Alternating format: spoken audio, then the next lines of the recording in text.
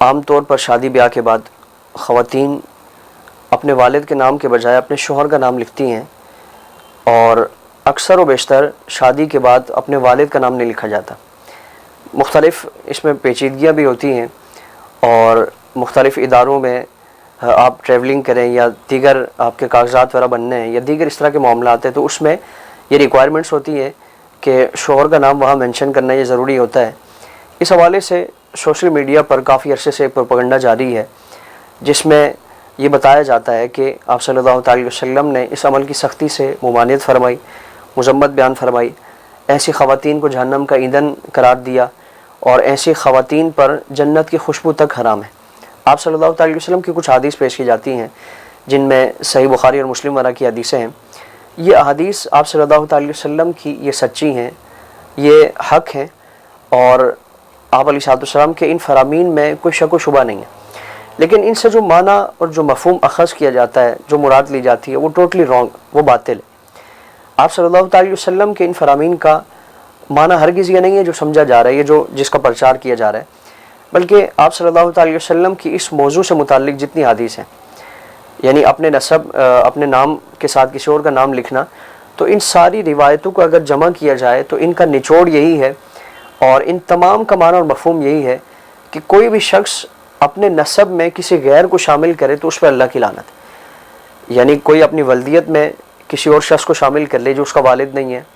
یا اپنے آپ کو کوئی شخص کسی کا بیٹا بتائے جو اس کا والد نہیں ہے، اپنے نسب میں، اپنے اجداد میں کسی کو شامل کر لے۔ جس طرح آج ہم دیکھتے ہیں کہ مختلف برادریوں کے لوگ جو اعلیٰ قسم کی برادری ہوتی ہے، حسب و نسب کے لحاظ سے جو فوقیت والے ہوتے ہیں، جس طرح سادات ہیں، تو مختلف کوئی لوہار ہے، کوئی قریشی ہے، یا کوئی دیگر اس طرح کی اقوام ہیں، تو اپنے نام کے ساتھ کسی دوسرے علاقے میں مائیگریٹ کر کے وہاں ظاہر ہے ان کو کوئی نہیں جانتا، تو وہ اپنے آپ کو سید کہلانا شروع کر دیتے ہیں۔ تو ایسے افراد سے متعلق فرمایا کہ ان پر اللہ کی لعنت ہے، اور وہ ان کا ٹھکانہ جہنم ہے، یعنی وہ اللہ کی تقسیم پر راضی نہیں ہے۔ اللہ رب العالمین نے جس حسب و نسب میں انہیں شامل فرمایا ہے، اور جس حسب و نسب کے ذریعے ان کو پیدا فرمایا ہے، وہ اس پر راضی نہیں ہے، اور اللہ کی تقسیم اور اللہ کی منشا اور مرضی کے خلاف وہ کسی اور نسب میں اپنے آپ کو شامل کر رہے ہیں اور کسی اور طرف اپنے آپ کو منسوب کر رہے ہیں۔ نہ یہ کہ خواتین اپنی سہولت کے لیے اور ان کا جو شوہروں کے ساتھ رشتہ ہے اس کو واضح کرنے کے لیے، اس کو بیان کرنے کے لیے، اس کو شو کرنے کے لیے اپنے ناموں کے ساتھ شوہروں کا نام لکھیں۔ اور پھر ذخیرہ احادیث میں اگر ہم دیکھیں، اگر ٹوٹلی منع ہوتا، یہ مطلقاً منع ہوتا، تو درجنوں ایسی صحابیات ہیں کہ جن کے ناموں کے ساتھ بجائے والد کے ان کے شوہروں کے نام تھے۔ یقیناً آپ صلی اللہ تعالی وسلم کی حدیث کا ہم سے زیادہ علم رکھنے والی ہیں، ہم سے زیادہ جاننے والی ہیں، تو پھر اگر انہوں نے اپنے ناموں کے ساتھ شوہروں کا نام لکھا اور اس کو نام ویسا ہی ان کا چلتا رہا، تو یقیناً آپ صلی اللہ تعالی وسلم کا